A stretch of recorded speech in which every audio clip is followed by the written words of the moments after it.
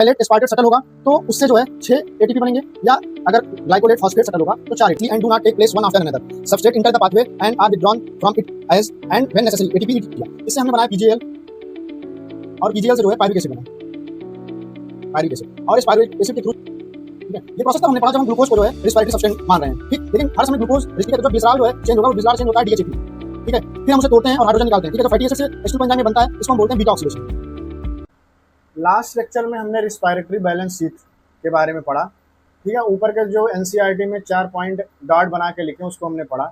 अब हम जानते हैं कि ग्लाइकोलिसिस में कितने एटीपी बनते हैं, लिंक रिएक्शन में कितने NADH2 बनेंगे, क्रेब्स साइकिल में कितने एटीपी और NADPH2 बनेंगे, ठीक है। तो चलिए शुरू करते हैं। अब हमने ये एक चार्ट बनाया है जिसमें ग्लाइकोलिसिस, लिंक रिएक्शन और क्रेब्स साइकिल तीनों के लिए चार्ट बनाया है कि कितने टर्न अगर हम ग्लाइकोलिसिस चलाएंगे तो कितने SLP में जो है ATP बनेगा, कितने ATP यूज होगा, कितने NADH2 बनेगा, कितने FADH2 बनेगा, कितने NADH2 ETS में पार्टिसिपेट करेंगे और टोटल। तो चलिए शुरू करते हैं। ग्लाइकोलिसिस को अगर हम 1 टर्न चलाएंगे तो SLP जो है वो सबस्ट्रेट लेवल फॉस्फोरिलेशन में 4 ATP बनते हैं, जिसमें से 2 ATP यूज हो जाते हैं। NADH2 भी जो है 2 बनता है, FADH2 बनता नहीं है। और ETS में जो है या तो माइलेट एस्पार्टेट सटल होगा तो उससे जो है 6 ATP बनेंगे, या अगर ग्लाइकोलेट फॉस्फेट सटल होगा तो 4 ATP बनेंगे। तो टोटल कितने हो गए? अगर हम 6 के हिसाब से चलें यहाँ पे तो 6 इधर हो गए और 4 इधर हो गए, 10 ATP इधर बनेंगे, या 2 माइनस कर देंगे तो 8 ATP बनेंगे, ठीक है। ये हो गया। लिंक रिएक्शन को हम 2 बार चलाएं क्योंकि पायरुविक एसिड 2 बार चलता है, तो इसमें SLP सबस्ट्रेट लेवल जो फॉस्फोरिलेशन होता है उसमें ATP नहीं बनते हैं, ATP यूज भी नहीं होंगे जो बन नहीं रहे हैं। NADH2 जो होते हैं वो 2 बनते हैं, FADH2 बनता नहीं है। तो इसमें 6 ATP जो है ETS में पार्टिसिपेट करेंगे। टोटल यहाँ पे हो गया 6, ठीक है। क्रेब्स साइकिल भी 2 बार चलेगी जिसमें 2 ATP बनते हैं, जो कि GTP से ATP वाला जो प्रोसेस है उसमें 2 ATP बनते हैं SLP में, ठीक है। ATP यूज नहीं होते हैं इसमें। और NADH2 जो होते हैं 1 से 3 बनता है, तो 2 बार जब चलेगी तो 6 NADH2 बनेंगे और 2 FADH2 बनेंगे, ठीक है।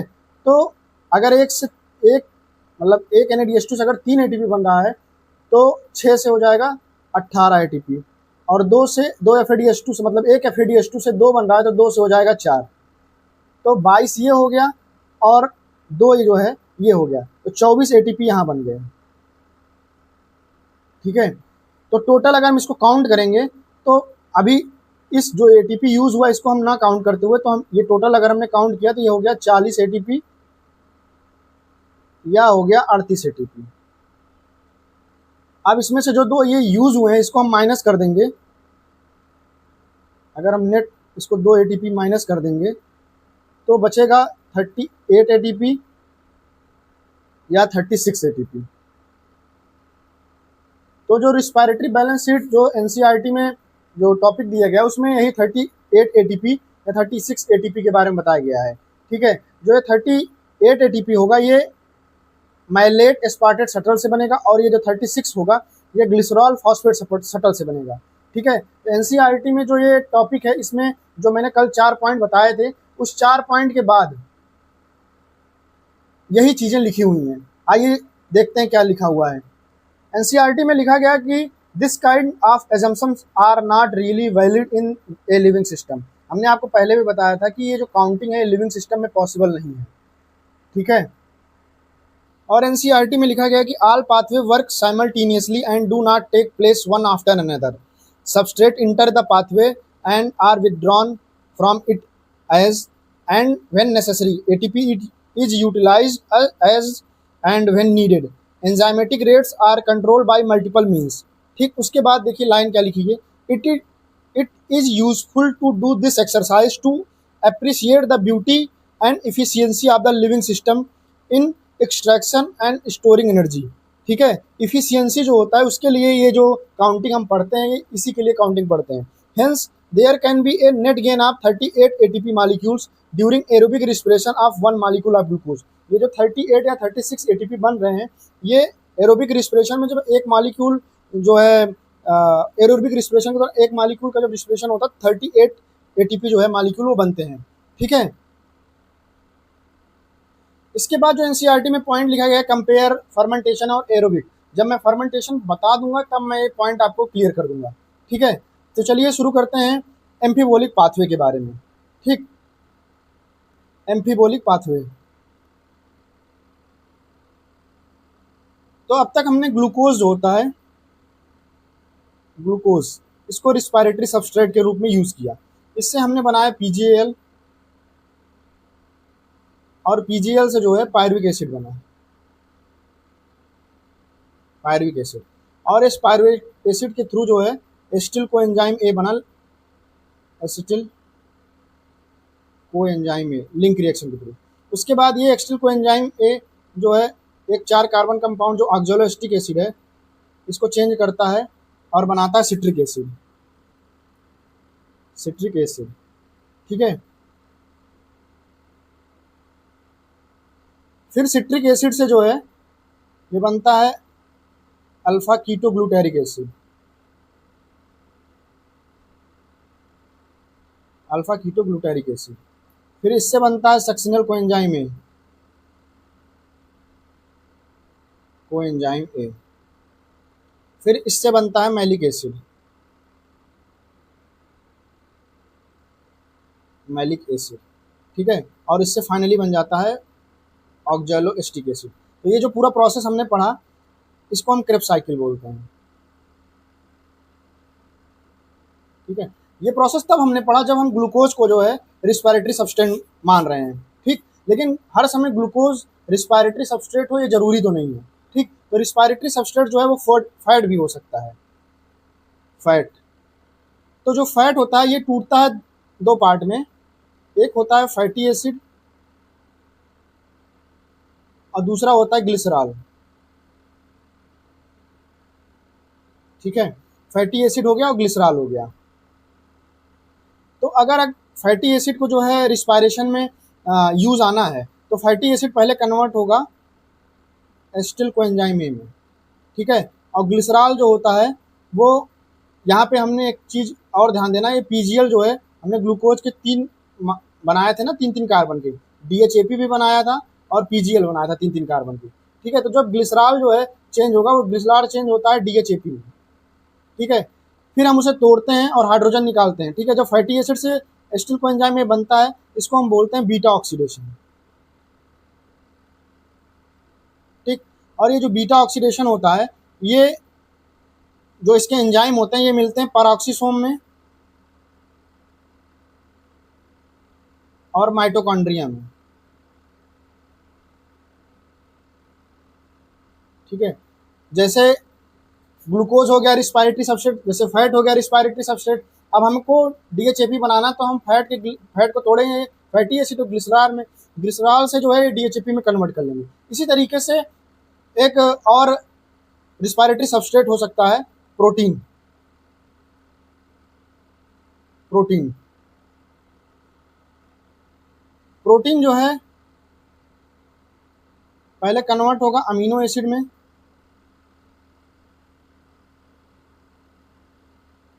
फिर अगर उसको पायरुविक एसिड बनाना है तो पायरुविक एसिड बनाएगा, अगर उसको एसिटिल कोएंजाइम ए बनाना है तो एसिटिल कोएंजाइम ए बनाएगा, और अगर उसको अल्फा कीटो ग्लूटेरिक एसिड बनाना है तो अल्फा कीटो ग्लूटेरिक एसिड बनाएगा। ठीक है, तो जैसे हमको अगर फैट से जो है एसिटिल कोएंजाइम ए बनाना होगा तो इस प्रोसेस में जो है ये कैटाबोलिज्म, हम जो है इसको तोड़ते हैं, तो तोड़ना होता है तो इसको बोलते हैं कैटाबोलिज्म। ठीक है, यहाँ भी कैटाबोलिज्म, यहाँ पे भी कैटाबोलिज्म, और ये भी कैटाबोलिज्म।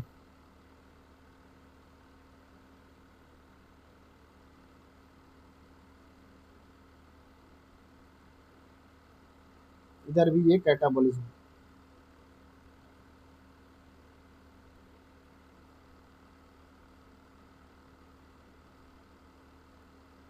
लेकिन अब सिर्फ तोड़ें ये जरूरी नहीं। मान लीजिए हमको ग्लूकोज से ग्लिसरॉल बनाना, तो पहले हम ग्लूकोज से पीजीएल बनाएंगे, पीजीएल जो है ये आइसोमेराइज होगा डीएचएपी में और डीएचएपी से हम ग्लिसरॉल बना लेंगे।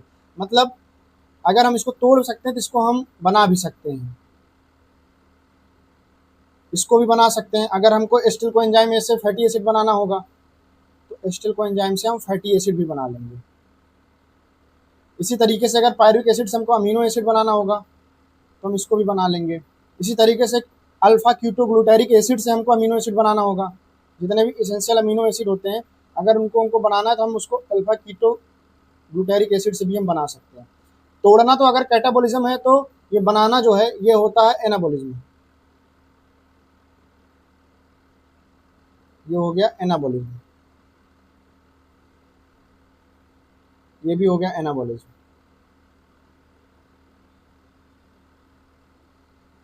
एनाबोलिज्म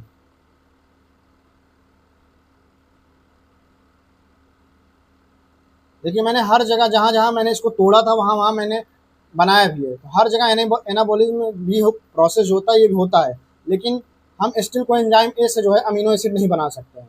ठीक है, तो जब जब जब सेल में रिस्पायरेशन जब जब होगा तो ग्लूकोज रिस्पायरेटरी सबस्ट्रेट हो ये जरूरी नहीं है। ठीक है, सेल जो होता है एक टाइम पे फैट को भी यूज कर सकती है, उसी टाइम पे ग्लूकोज को भी यूज कर सकती है, उसी टाइम पे प्रोटीन को भी यूज कर सकती है। मतलब एक टाइम पे सेल जो है इन तीनों को भी यूज कर सकती है। ठीक है, और ये जो यूज करना होता है ये सेल की रिक्वायरमेंट है कि उसको किस समय पे क्या रिक्वायर है। ठीक है, अपने रिक्वायरमेंट के हिसाब से सेल जो है ये वो इन चीज़ों को यूज करती है रिस्पायरेटरी सबस्ट्रेट के रूप में। ठीक है, अगर सेल के पास कार्बोहाइड्रेट ज़्यादा है तो सेल जो है इसी को यूज करेगी। ठीक, तो जैसे जैसे हमने इनको तोड़ा है, ठीक है, ग्लूकोज से पीजीएल, पीजीएल से पायरुविक एसिड, फिर पायरुविक एसिड से एस्टिल कोएंजाइम में, तो अगर हमको एस्टिल कोएंजाइम से अगर हमको इधर फैटी एसिड बनाना है तो हम एस्टिल कोएंजाइम ए से जो है फैटी एसिड भी बना सकते हैं। ठीक है, अगर कभी सेल के अंदर ग्लिसरॉल की जरूरत हो गई तो हम इसको डीएचएपी से भी बना सकते हैं। ठीक है, इसलिए जो रिस्पायरेशन होता है वो कैटाबोलिक ही नहीं एनाबोलिक प्रोसेस दोनों होता है। ठीक है, ठीक, और जो ये रिस्पायरेशन चल रहा होता है ये रिस्पायरेशन का मेन काम एटीपी बनाना नहीं है, क्योंकि रिस्पायरेशन जो चलता है उसको हमने पहले भी बताया था कि रिस्पायरेशन जो होता है वो पूरा मेटाबॉलिज्म जो सेल होती है उसकी पूरे मेटाबॉलिज्म को चलाने के लिए चलता है। ठीक है, सिर्फ एटीपी बनाने के लिए नहीं चलता है। ठीक, तो एक बात आपको ये याद रखना है कि सेल जो है तीनों को एक साथ यूज कर सकती है। अगर ऐसा नहीं होता तो हम जो है सिर्फ ग्लूकोज खा रहे होते, बैलेंस डाइट नहीं खा रहे होते। अगर हमको पता होता कि सिर्फ सेल ग्लूकोज ही यूज करेगी तो हम सिर्फ ग्लूकोज खाते, लेकिन सेल जो है किस मतलब एक साथ सबको यूज करती है, इसीलिए हमको बैलेंस डाइट की जरूरत पड़ती है।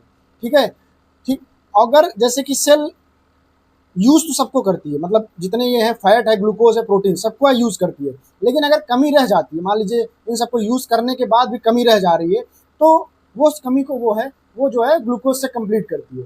ठीक है, तो हम यहाँ पे एक चीज ये कह सकते हैं कि यहाँ पे कैटाबोलिज्म भी हो रहा है, एनाबोलिज्म हो रहा है। तो जो रिस्पायरेशन होता है ये एक तरीके का एम्फीबोलिक पाथवे है, एम्फीबोलिक पाथवे।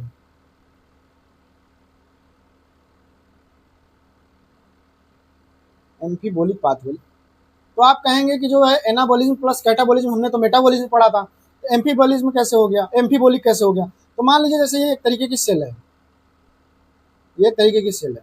ठीक है, तो इसमें अगर जैसे मान लीजिए ए प्लस बी मिलके ए भी बना रहे हैं तो ये तो एनाबोलिज्म हो गया। ठीक, अब जैसे एक्स वाई है, ये टूट के जो है एक्स प्लस वाई बना रहा है, मतलब ये कैटाबोलिज्म हो गया। ठीक, अब जैसे मान लीजिए पी क्यू है, पी प्लस क्यू, ये पी क्यू बना रहा है। ठीक, और इसी से जो है पी क्यू से जो है पी प्लस क्यू भी बन रहा है, तो ऊपर वाला तो जो है ये एनाबोलिज्म हो गया और नीचे वाला जो प्रोसेस हो गया ये कैटाबोलिज्म हो गया। तो कोई सेल है, उस सेल में एनाबोलिज्म चल रहा है, कैटाबोलिज्म भी चल रहा है, और ये जो एक प्रोसेस जैसे पी प्लस क्यू से पी क्यू बना और पी क्यू से पी प्लस क्यू बना, तो इसी में एनाबोलिज्म भी हो रहा है, कैटाबोलिज्म, तो दोनों प्रोसेस एक साथ चलते हैं। जैसे कि मेढक, मेढक जमीन पे भी रह सकता है और पानी में भी रह सकता है, तो हम मेढक को एम्फीबियंस कहते हैं। उसी तरीके से एक ही प्रोसेस में दोनों चीज हो रही, इसीलिए हम इसको एम्फीबोलिक पाथवे भी बोलते हैं। ठीक है, और एक बात हमें और याद रखना है कि कार्बोहाइड्रेट, फैट और प्रोटीन, ठीक है, इनके मेटाबॉलिज्म के लिए जो कॉमन इंटरमीडिएट है वो कॉमन इंटरमीडिएट ये एस्टिल कोएंजाइम ए है, ये एस्टिल कोएंजाइम ए है। ठीक है, इस बात को भी आपको याद रखना है। एनसीईआरटी में जहाँ चैप्टर खत्म हुआ है उसके जस्ट ऊपर जहाँ समरी लिखा है उसके जस्ट ऊपर पॉइंट लिखा गया है, मतलब जो पैराग्राफ है उसमें लिखा गया है कि in living organism respiratory substrate are often more than one, pure protein or fat are never used as a respiratory substrate.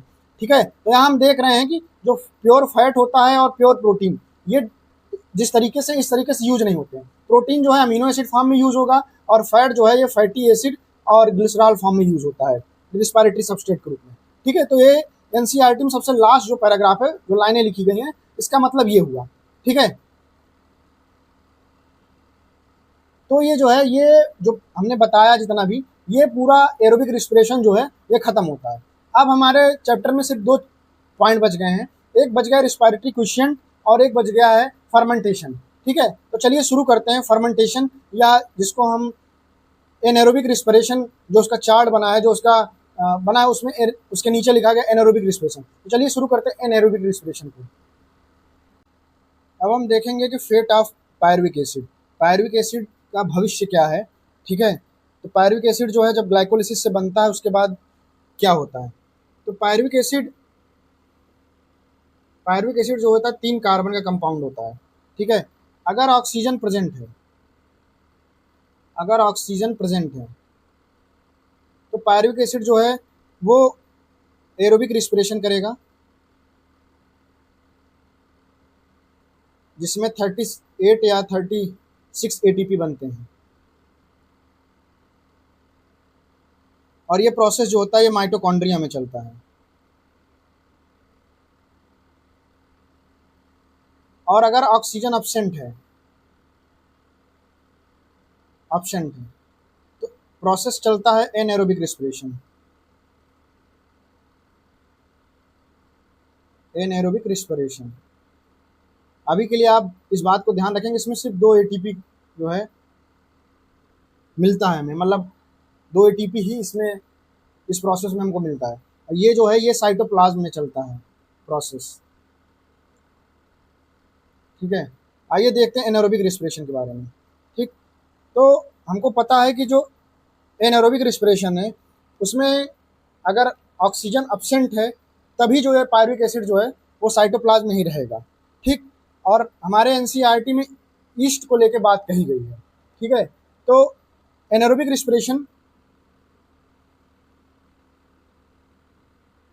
Anaerobic respiration इसका मतलब होता है ऑक्सीजन एब्सेंट। ठीक है, अब जो एनारोबिक ऑर्गेनिज्म होते हैं, ऑर्गेनिज्म, एनारोबिक ऑर्गेनिज्म ये 2 तरीके के होते हैं, एक होते हैं ऑब्लिगेट और दूसरे होते हैं फैकल्टेटिव।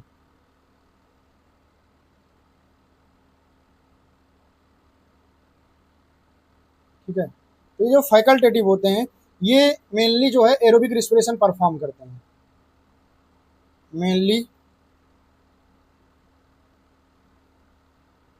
Aerobic respiration. ठीक है, लेकिन अगर ऑक्सीजन एब्सेंट हो गई तो ये एनारोबिक रिस्पिरेशन परफॉर्म करने लगते हैं। एब्सेंट दे परफॉर्म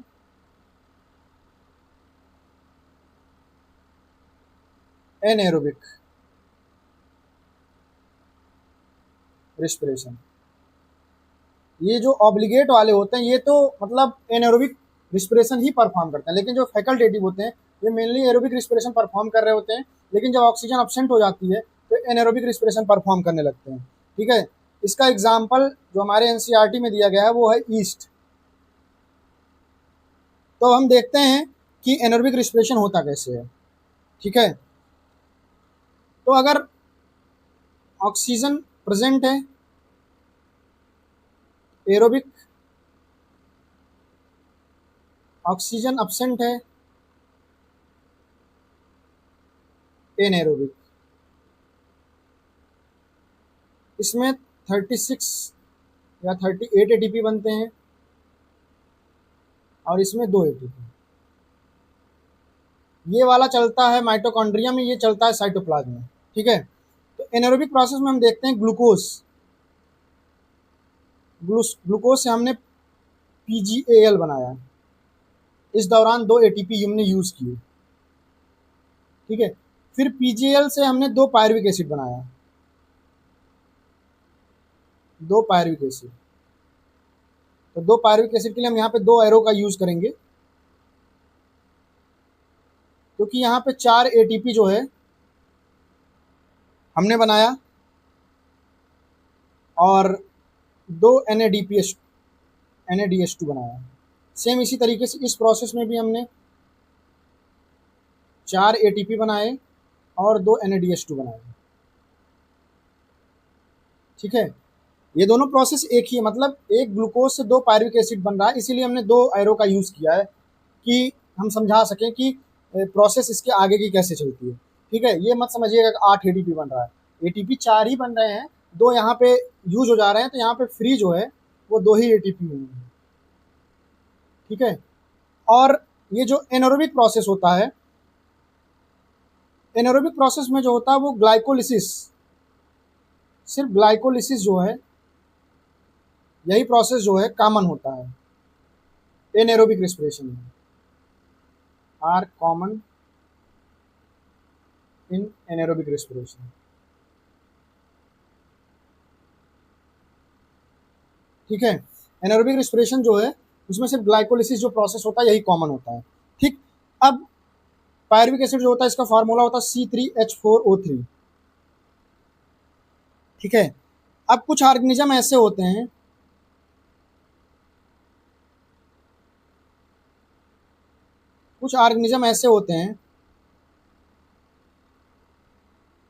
जो पायरुविक एसिड से एसिटल्डिहाइड बना देते हैं। ठीक, तो एसिटल्डिहाइड में कितने कार्बन है? 2 कार्बन। यहाँ कार्बन कितने हैं? मतलब यहाँ पे एक कार्बन जो है वो बाहर निकल रही है,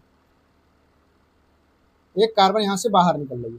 यहाँ पे 4 हाइड्रोजन है, यहाँ पे भी 4 हाइड्रोजन है, यहाँ ऑक्सीजन 1 है, यहाँ ऑक्सीजन 3 है। मतलब जब पायरुविक एसिड से एसिटल्डिहाइड बनता है तो डिकार्बोक्सिलेशन होता है, CO2 बाहर निकलती है।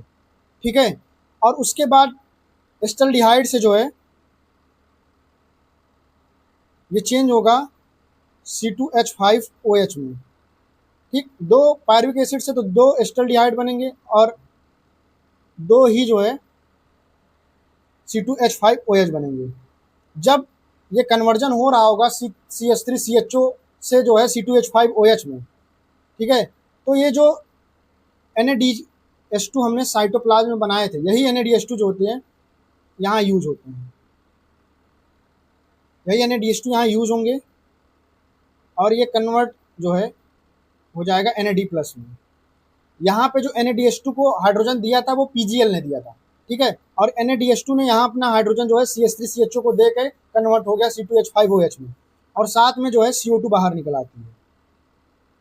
ठीक है, इसके लिए जो एंजाइम काम करता है वो एंजाइम काम करता है एल्कोहलिक डिहाइड्रोजिनेज। Alcoholic dehydrogenase. ठीक, इसी तरीके से कुछ ऑर्गेनिज्म ऐसे होते हैं जो पायरुविक एसिड से लैक्टिक एसिड बना देते हैं, लैक्टिक एसिड। ठीक है, यहाँ पर भी ये जो 2 NADH2 हमने साइटोप्लाज्म में बनाए थे, यही 2 NADH2 जो होते हैं ये यूज होते हैं NAD+ में कन्वर्ट हो जाते हैं। यहाँ पे NADH2 को जो हाइड्रोजन दिया था PGL ने, और PGL ने जो है NADH2 को हाइड्रोजन दिया था, और यहाँ पे जो हाइड्रोजन एक्सेप्टर है वो पायरुविक एसिड है। ठीक है, यहाँ पे हाइड्रोजन एक्सेप्टर जो है पायरुविक एसिड है, और यहाँ पे इसको जो है हाइड्रोजन दिया किसने था? PGL ने। ठीक है, वैसे सिमिलरली यहाँ पे भी इसको भी हाइड्रोजन PGL ने दिया था, और यहाँ पे NADH2 ने अपने हाइड्रोजन एसिटल्डिहाइड को देके कन्वर्ट हो गया C2H5OH में। ठीक है, तो ये दो तरीके से प्रोसेस चलती है। ठीक, और यहाँ पे जो है वो काम करेगा, यहाँ पे लैक्टिक एसिड वाले में यहाँ काम करेगा एक एंजाइम और होता है लैक्टेज डिहाइड्रोजिनेज। डिहाइड्रोजिनेज, ठीक है, लैक्टेज डिहाइड्रोजिनेज, ठीक।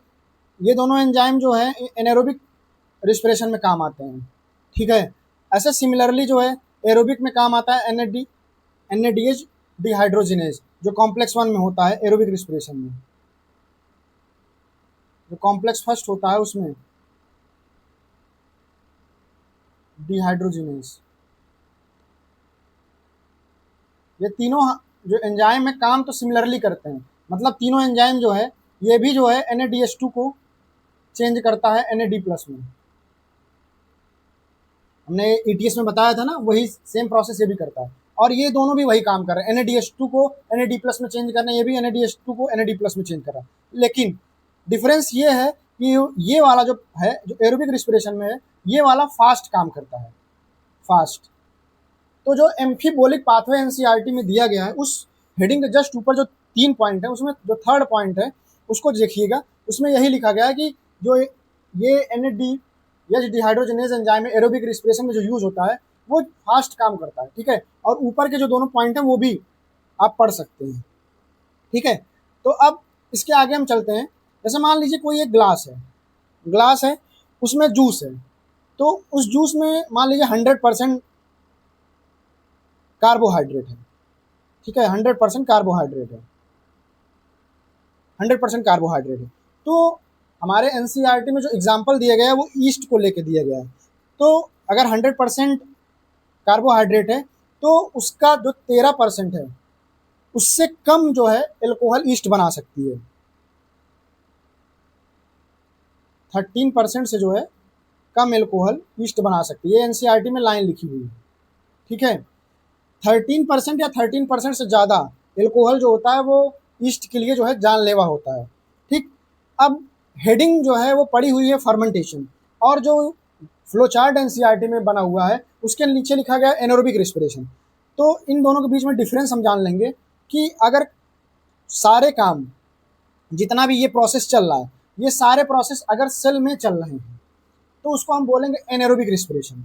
अगर सेल के बाहर चल रहे हैं तो उसको हम बोलेंगे फर्मेंटेशन, ठीक है। ये दोनों में एक मेजर डिफरेंस है, ठीक। अब एक चीज़ और हम ध्यान देंगे कि जो एरोबिक रिस्पिरेशन होता है, एरोबिक रिस्पिरेशन और एनारोबिक रिस्पिरेशन, ठीक। एरोबिक रिस्पिरेशन में 38 ATP बनते हैं, इसको हम मान लेते हैं 100%। इसका 10% जो है वो हो जाएगा 3.8, और इसका 1% हो जाएगा 0.38, ठीक है। अब इस 0.38 को हम 7 से मल्टीप्लाई करेंगे, 2.66 ATP बनेंगे, ठीक। तो हम अगर डायरेक्ट हम पूछें कि 38 का 7% कितना हुआ तो आप बताइएगा 2.66, ठीक। सिमिलरली एनारोबिक में सिर्फ हमको क्या मिला, एनारोबिक में हमको सिर्फ 2 ATP। ये प्रोसेस में देखिए, यहाँ जितने हमने NADH2 बनाया उसको हमने यूज़ कर लिए। अगर 2 पायरुविक एसिड से 2 CH3CHO बनाए हैं तो 2 C2H5OH बनाए, तो यहाँ पे 2 NADH2 यूज भी होंगे, 2 ये बनेंगे। सिमिलरली यहाँ पे भी 2, यहाँ पे 2, तो जितने हमने NADH2 बनाए थे उतने हमने यूज़ कर लिए। तो बचा क्या, यहाँ सिर्फ 2 ATP जो ये बचे हैं, यही एनारोबिक रिस्पिरेशन में बचते हैं, ठीक है, यही 2 ATP बनते हैं। तो एनसीईआरटी कहती है कि एनारोबिक रिस्पिरेशन में 7% से कम एनर्जी निकलती है। तो आप यहाँ देख सकते हैं 7%, एरोबिक का 7% 2.66 है, ठीक। और एनारोबिक का देखिए 2 ATP ही बन रहा है। तो मतलब यही एनसीईआरटी लिखती है 7% से जो है वो कम एनर्जी जो है हमको मिलती है एनारोबिक रिस्पिरेशन में, ठीक है। एनसीईआरटी में लिखा क्या गया है, एनसीईआरटी में लिखा गया है कि in both lactic acid and alcohol fermentation not much energy is released, less than 7% of the energy in glucose is released, and not all of it is trapped as high energy bonds of ATP, ठीक है। अब इसमें 13% वाली भी बातें NCERT में लिखी गई हैं, ठीक। अब इसमें पूछा गया है कि how do you think alcoholic beverages of alcohol content greater than this concentration, जो 13% से कम कंसंट्रेशन का जो नेचुरल नेचर में मिलता है, लेकिन ये पूछ रहा है एनसीईआरटी कि how do you think alcoholic beverages of alcohol content greater than this concentration are obtained. तो ये तो हम आर्टिफिशियली बना सकते हैं, ठीक है। ये आर्टिफिशियली हम बना सकते हैं। ठीक, बाकी ये जितना भी एनसीईआरटी में पॉइंट लिखा गया है, ये आप इसको मैंने पहले भी बता दिया है, आप इसको पूरा फर्मेंटेशन ऑफ पॉइंट पढ़ सकते हैं। ठीक है, ये खत्म होता है एनारोबिक रिस्पिरेशन। और आप एक चीज़ और, जो रिस्पायरेटरी बैलेंस शीट में जहाँ पे फर्मेंटेशन और एरोबिक रिस्पिरेशन का कंपेयर दिया गया, वो तीनों पॉइंट को भी आप पढ़ सकते हैं। एम्फीबोलिक पाथवे मैंने पढ़ा दिया है। अब हम इस चैप्टर के लास्ट टॉपिक पे चलते हैं, जिसका नाम है रिस्पायरेटरी क्वेश्चन। ठीक है, रिस्पायरेटरी क्वेश्चन पे चलते हैं। रिस्पायरेटरी क्वेश्चन,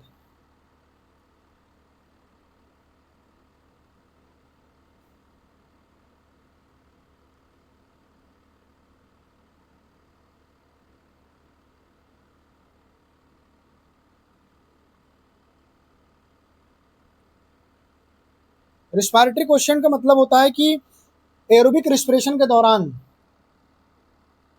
कितने कितनी ऑक्सीजन जो है वो कंज्यूम हुई है, कितने CO2 जो है रिलीज हुए हैं। इसका जो रेशियो होता है, तो रेशियो हो गया volume of CO2 evolve, volume of CO2 consume, volume of O2 consume.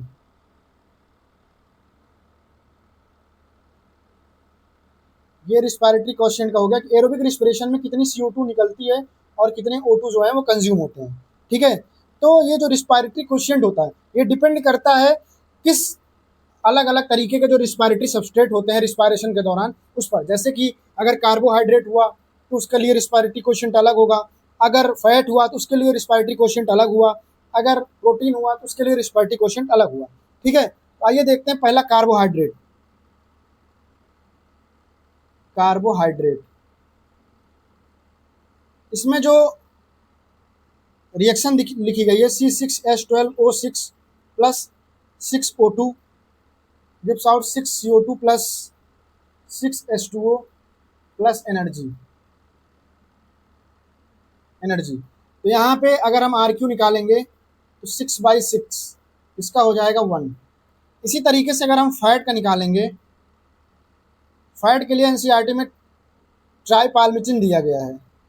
इसके लिए जो इक्वेशन लिखी गई है C51H98O6 plus 14 145 O2 gives out 102 CO2 plus 98 H2O plus energy.